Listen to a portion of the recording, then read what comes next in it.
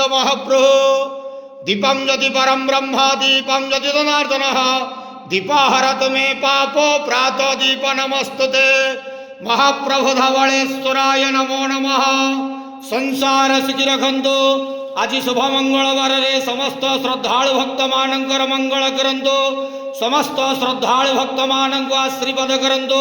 मनस्कामना पूर्ण करंतु। कर्म क्षेत्र नदी करंतु। ग्रहरिष्ट खंडन करंतु। समस्त गुआवसा भक्त मानकर मनस्कामना पूर्ण करंतु। प्रभु जगतर मंगल करंतु। विश्वर कल्याण करंतु। आपणकर नाम विख्यात करंतु।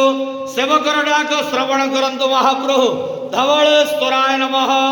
बाबा धवलेश्वराय नमो नमः। संसार सुखी रखंतु आनंद गेवार। हरि बोलो। आज शुभ मंगलवार रे समस्त श्रद्धालु भक्त मानकर मंगल करंतु आनंद गेवार। हरि बोल।